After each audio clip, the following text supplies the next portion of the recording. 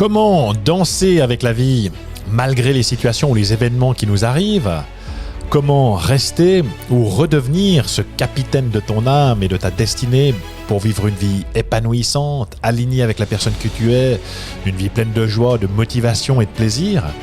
Bien, c'est ce que je m'apprête à te partager dans ce nouvel épisode de Réussir sa vie, le podcast du développement personnel et professionnel où chaque semaine, je te partage des trucs, des astuces, des interviews ou des techniques qui bousculent les idées reçues et qui favorisent ton changement. Je m'appelle Christophe Baïs, je suis coach de vie, je suis spécialisé dans la motivation, la reconnexion à soi, la gestion du stress et la prévention des risques psychosociaux.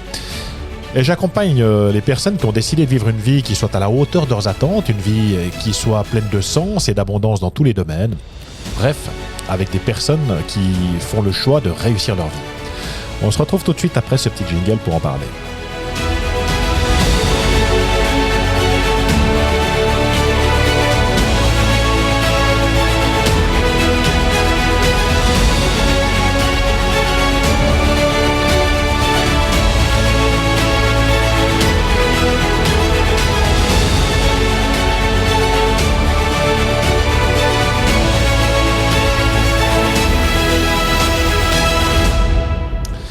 Alors bonjour à chacune et à chacun d'entre vous, bienvenue dans ce nouvel épisode.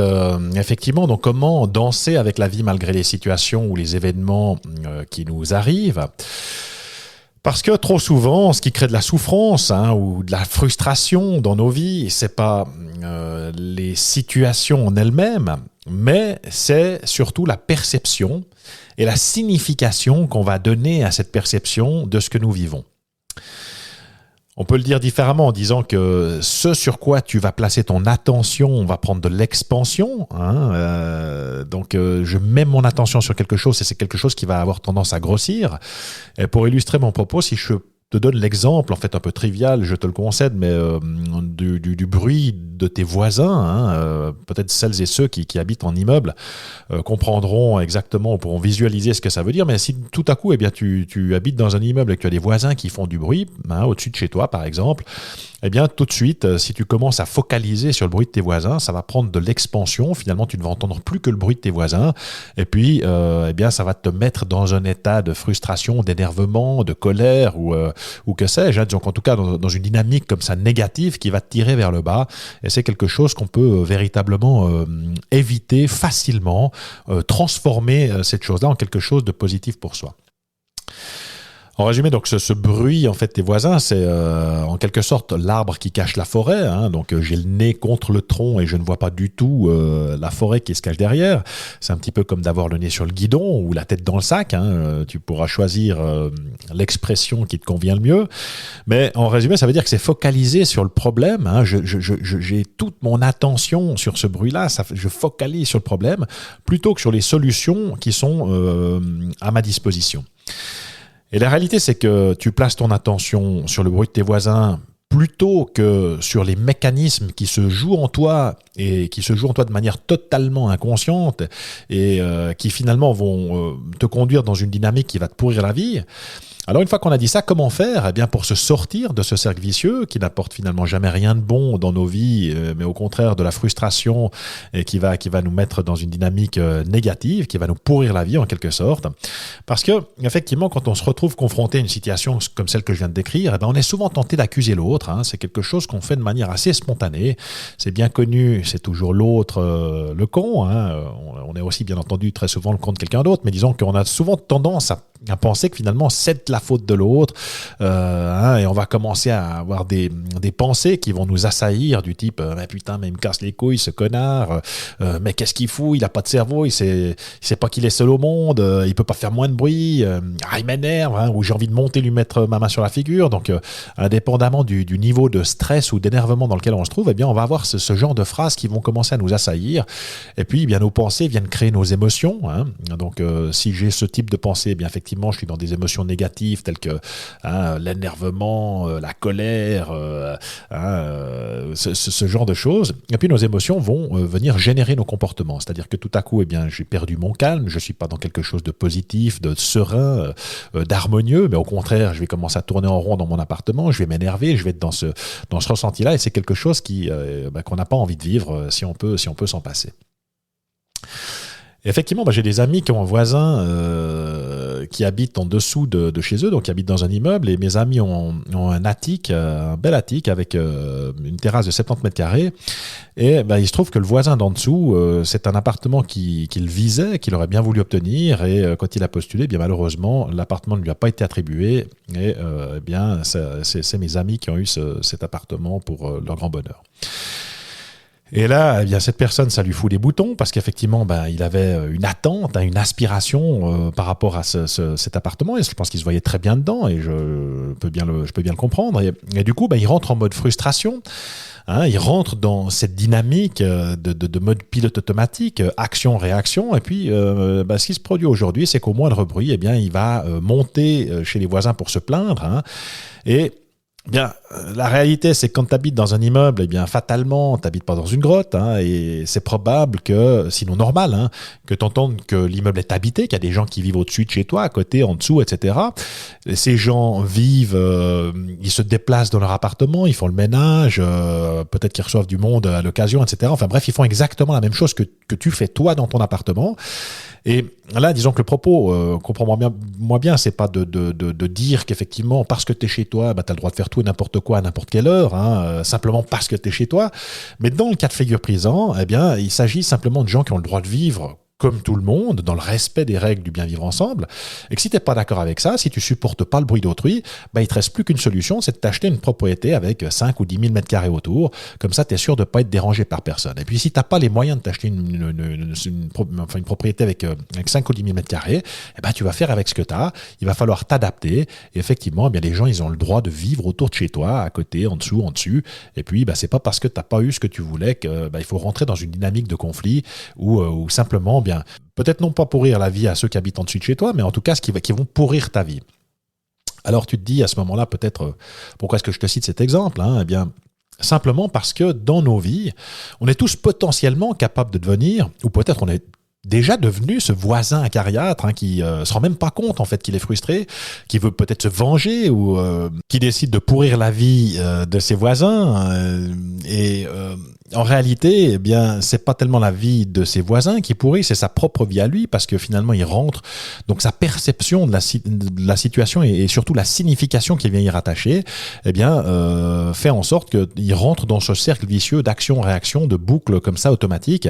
Et aujourd'hui, si c'est pas déjà fait un ulcère, il va finir par somatiser s'il continue comme ça, et puis peut-être finir avec une maladie plus grave s'il persiste sur cette même lancée.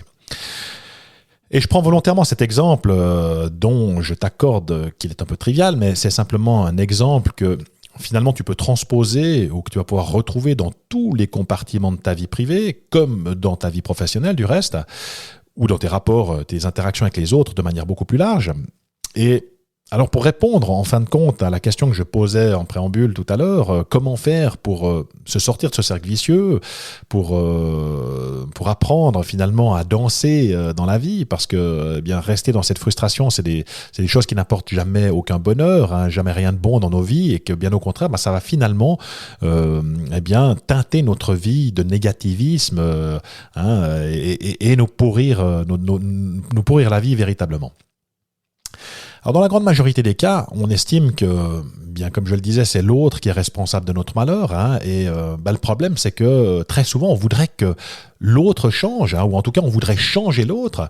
Et en réalité, c'est que dans la vraie vie, il existe deux mondes. Il y a un premier monde, c'est le monde qui est extérieur à toi. Donc ce sont les personnes, ce sont les choses, ce sont les situations sur lesquelles finalement tu n'as aucun pouvoir, parce que les personnes ont le droit de penser, elles ont le droit d'agir comme elles le veulent. Et Dieu merci. Et là, en l'occurrence, quand je parle des autres, quand je dis qu'ils ont le droit de se comporter, d'agir comme ils le veulent, ils le font de toute façon. Donc tu n'as pas de pouvoir là-dessus. Et la deuxième, le deuxième monde, c'est ton monde intérieur. C'est ce qui se passe en toi, c'est les processus qui sont à l'œuvre et dont tu n'as la plupart du temps aucune conscience. Ça se joue en dessous de notre seuil de conscience. Et la seule chose pourtant sur laquelle tu as 100% de pouvoir, c'est sur toi. C'est sur ta manière de penser surtout, c'est sur ta manière de te comporter, c'est sur ta manière de percevoir les choses et surtout de leur donner une signification à ce qui t'arrive et de la manière dont tu vas réagir pour finalement avoir la réaction la plus adaptée à chaque contexte, à chaque situation, en ayant finalement pleinement conscience des conséquences de tes choix. Et là, je ferai juste une petite incise pour dire qu'effectivement, donc il y a le monde extérieur, le monde intérieur. Donc, ça ne veut pas dire que ce qui t'arrive, c'est de ta faute. Mais dans tous les cas, ça veut dire que tu as une partie de la responsabilité par rapport à ce qui t'arrive. Cette responsabilité consiste à décider de la manière dont tu vas réagir par rapport aux perceptions et à la signification que tu vas donner à ces choses-là. Donc ça, c'est véritablement quelque chose où tu as 100% de pouvoir. Tu es le seul à pouvoir décider de la manière dont tu décides de prendre des choses, de la manière dont tu vas réagir aux choses qui t'arrivent. Et ça, c'est vraiment la chose sur laquelle tu peux véritablement travailler. Et donc c'est la raison pour laquelle en fait je dis à qui veut l'entendre et je suis absolument convaincu de cette chose-là, c'est que il est important de pouvoir travailler. C'est d'abord sur soi-même qu'il faut travailler pour pouvoir changer sa vie. Il faut pas attendre que les autres changent. C'est toi qui a ce pouvoir-là. Donc et ce pouvoir en fait, il suffit de prendre la décision de prendre la pleine responsabilité de ce qui m'arrive dans ma vie pour pouvoir comprendre ensuite, comme je le disais, quels sont les mécanismes en jeu, quel est mon mode de fonctionnement, quels sont mes besoins. Qu'est-ce qui se joue en toile de fond, et que sans cette introspection, sans cette connaissance de soi, eh bien, on n'arrive pas à évoluer, on n'arrive pas à progresser. Et bien, c'est Socrate qui disait à ses disciples 500 ans avant Jésus-Christ: connais-toi toi-même et tu connaîtras l'univers et les dieux. Et Socrate le disait lui-même, une vie sans introspection, sans cette fameuse connaissance de soi, ne vaut pas la peine d'être vécue. Pourquoi ? Parce qu'on fait simplement des choix à défaut d'eux, des choix à défaut d'autre chose, et les choix qu'on fait à défaut d'eux, sans véritablement savoir si c'est quelque chose qui va nous convenir, c'est quelque chose qui va nous nourrir intérieurement, intellectuellement, spirituellement, etc. Eh bien, fatalement, si on a de la chance, peut-être qu'on va faire un choix judicieux, et puis dans la grande majorité des cas, on fait des choix à défaut d'eux qui s'avèrent sur le long terme des choix qu'on va peut-être regretter par la suite. Et encore qu'il n'y a pas de culpabilité, mon propos n'est pas de culpabiliser qui que ce soit par rapport à cette thématique, parce que finalement, de nos difficultés, de nos défis, des choses qui nous arrivent, eh bien, moi je dis toujours qu'il n'y a pas d'échec dans la vie, il n'y a que du feedback, il n'y a que des expériences de vie qu'on tire, et c'est ce qui nous permet de devenir aujourd'hui cette belle personne que nous sommes, cette belle personne que tu es. C'est la somme de tous ces vécus, de peut-être toutes ces erreurs, de ces difficultés, de ces échecs, de ces feedbacks que tu as pu récolter au cours de ta vie, qui te donnent finalement cette saveur particulière et qui font de toi cet être unique que tu es. En quoi, finalement, qu'est-ce que ça peut changer dans ta vie d'avoir cette connaissance de toi ? Eh bien, je le disais en début de capsule, ce qui vient causer de la souffrance ou du stress, ou de l'énervement, ou de la tristesse, ou de la colère, de la démotivation, tu peux mettre le qualificatif qui s'applique peut-être à ton cas, c'est pas la situation en elle-même, mais c'est véritablement la perception que j'en ai, et de cette perception, je vais donner une signification aux choses qui m'arrivent, et c'est véritablement ça qui va créer ma souffrance. Si je décide de peindre tout en noir, eh bien, devine quoi, ta vie se transforme en quelque chose de sombre, ça devient ta réalité. Si tu penses que ta vie c'est de la merde, que j'ai raté ma vie, puis de toute façon c'est foutu, machin, etc., eh bien, devine quoi, ce qui va se produire, c'est que ça se transforme en réalité dans ton quotidien, et qu'en fait, eh bien, tu as tout le loisir de pouvoir vivre cette vie épanouissante à laquelle tu aspires, simplement en décidant de venir faire ce travail sur toi pour pouvoir transformer ça.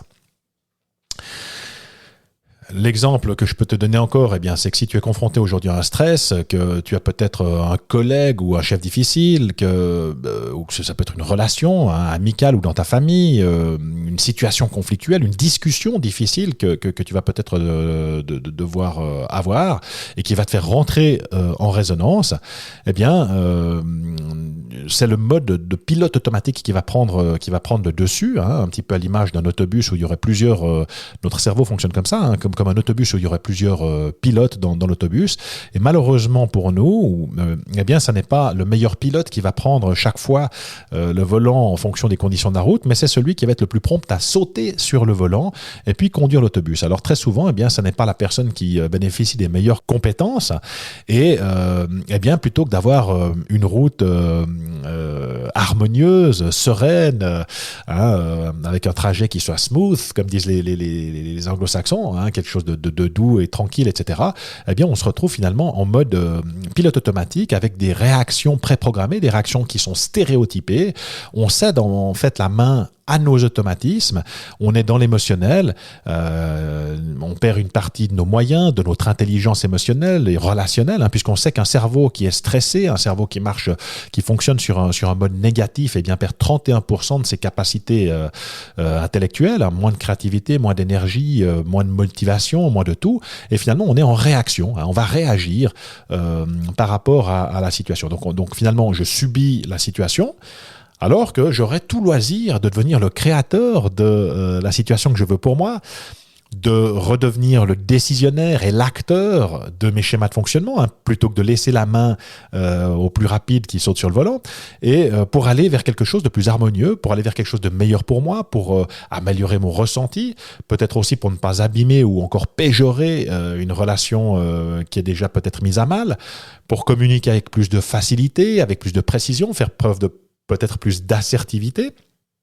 être en accord avec mes valeurs, avec mes opinions, avec ma personnalité. Bref, en un mot, simplement me respecter.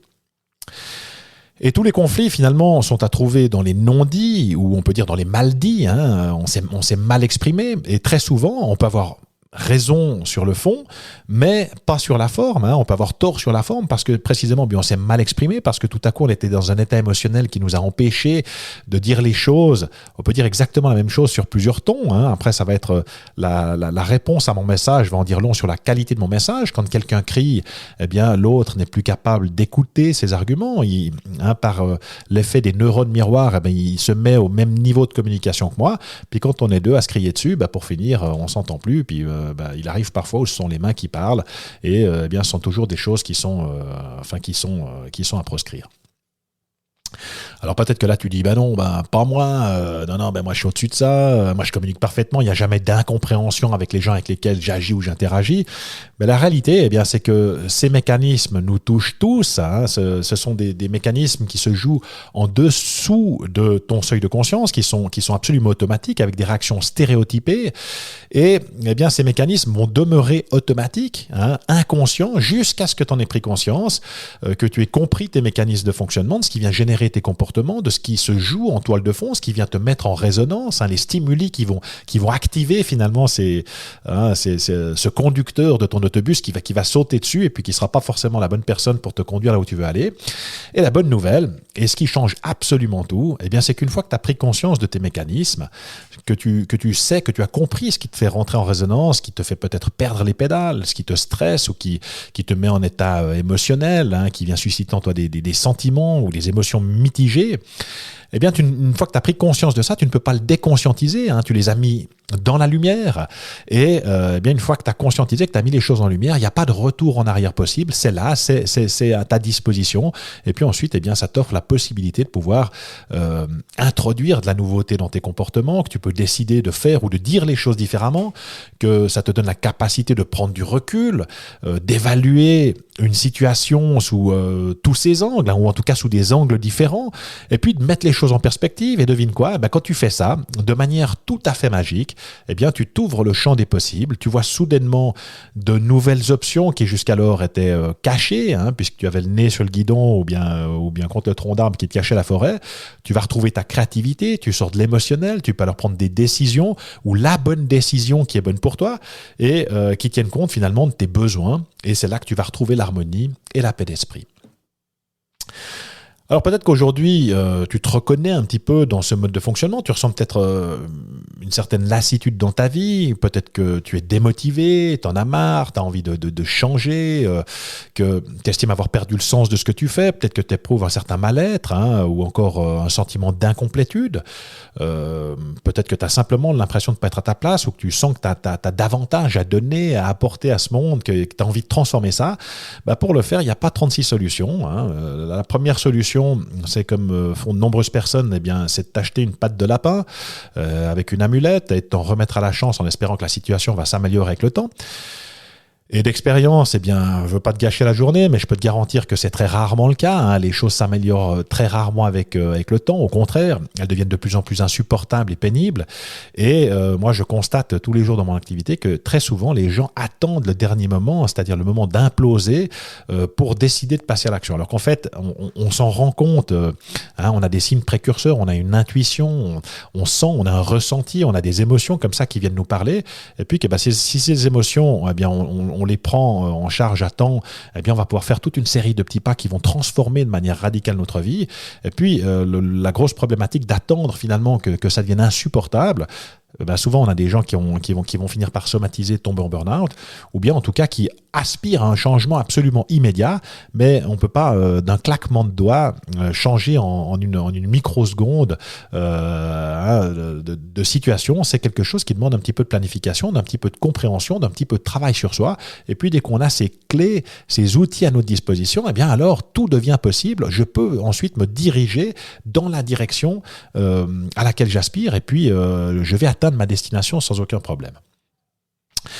La deuxième chose, hein, donc effectivement, pour pouvoir changer de vie, c'est comme je viens de le dire, c'est de décider, de travailler sur toi, comprendre ton mode de fonctionnement, d'identifier tes besoins et surtout d'obtenir les outils qui vont te permettre d'avoir cette prise de recul, de pouvoir voir les choses différemment, de pouvoir avoir une perception différente de ta situation, de donner une signification différente à ce qui t'arrive et de pouvoir transformer ensuite avec des actions appropriées cette situation pour améliorer ton ressenti, pour améliorer ta qualité d'être et finalement ta qualité de vie. Alors pour faire appel à un petit peu d'imagination, hein, moi je t'invite simplement à t'imaginer à quoi pourrait ressembler ta vie si tu pouvais aujourd'hui enlever peut-être le caillou qui se trouve peut-être encore aujourd'hui dans ta chaussure et que tu puisses te sentir finalement pleinement épanoui dans tous les compartiments de ta vie. Hein. À quoi ressemblerait cette vie, que ce soit sur un plan relationnel, sur un plan amoureux, sur un plan financier, sur un plan amical, hein, comment sur un plan professionnel, hein, comment ça viendrait transformer ta vie si finalement eh bien tu disposais de cette propension pour pouvoir danser avec les défis, avec les situations, avec les contextes, avec les personnes que tu fréquentes et comment ça pourrait améliorer cette vie sous tous les aspects. Parce que il se trouve que dans la vie, on a souvent des frustrations auxquelles on doit faire face et là, j'ai envie de dire, même au meilleur, ça arrive. Hein, on a tous des frustrations, on a tous des défis, on a tous des challenges, on a tous des problèmes qu'on doit régler dans notre vie. Hein. La vie n'est pas un long fleuve tranquille. Finalement, une frustration, c'est quoi ? Je pense que c'est une bonne question à se poser parce que une frustration, c'est pas du tout une fatalité, hein, comme on a tendance à le croire. Hein. Et moi, j'entends souvent des personnes qui disent « Ouais, mais c'est toujours sur moi que ça tombe, j'ai pas de bol, etc. etc. » Mais une frustration, c'est simplement un delta. C'est une différence qu'il y a entre nos attentes d'une situation et puis la perception et la signification qu'on va donner à cette situation ou à ce qui nous arrive. Alors, je le disais tout à l'heure, hein, mais si je choisis de tout peindre en noir dans ma vie, ça devient ma réalité. Ma vie s'assombrit, je vois plus que mon problème. Hein, alors que je peux décider, je peux choisir de me déplacer un petit peu, d'évaluer les choses sous un angle différent. Et le simple fait de me déplacer un petit peu, ça me donne des angles différents, ça ouvre le champ des possibles. C'est là que je peux retrouver finalement ma sérénité, mon harmonie, que j'ai accès à toutes mes capacités intellectuelles, émotionnelles, relationnelles, que je vais pouvoir faire preuve de créativité, que je vais trouver des solutions à mes problèmes. En d'autres termes, eh bien je peux choisir de décider d'orienter mes voiles pour aller dans la direction à laquelle j'aspire et qui va me conduire à ma destination. Hein. Donc c'est véritablement en ça que ça consiste, faire ce travail de connaissance, de compréhension de soi-même, eh bien c'est s'offrir l'opportunité d'orienter ses voiles, de pouvoir décider d'orienter ses voiles pour aller dans la direction à laquelle j'aspire et qui va me conduire à ma destination. Si c'est quelque chose qui t'intéresse et que tu souhaites apprendre à faire, à toi aussi être capable de danser avec la vie, n'hésite pas à me contacter. Je vais te laisser un lien dans le descriptif de cette capsule avec lequel tu pourras réserver un appel en visioconférence avec moi. Une visioconférence au cours de laquelle tu pourras me parler de ta situation, de ta difficulté, de ce que tu souhaites changer ou transformer dans ta vie et puis je pourrai te donner des pistes pour transformer tout ça. Un appel évidemment sans aucun engagement de ta part qui va te permettre dans tous les cas de repartir avec des options et davantage de clarté pour vivre une vie qui ait davantage de motivation, une vie qui soit plus harmonieuse, pour vivre une vie finalement qui te ressemble vraiment. Alors, si tu as aimé cette capsule, bien n'hésite pas à mettre un petit pouce dessous, ça fait toujours plaisir, et n'hésite pas non plus à partager cette capsule avec ton entourage, ça peut toujours aider quelqu'un quelque part. Alors voilà, c'est tout ce que je souhaitais partager avec toi. N'hésite pas à me contacter, on va se quitter ici. Prends bien soin de toi, prends bien soin de tes proches. D'ores et déjà, je te souhaite mes meilleurs vœux de succès, de joie et de bonheur pour 2022. Et jusqu'à notre prochaine communication, je te dis à très vite.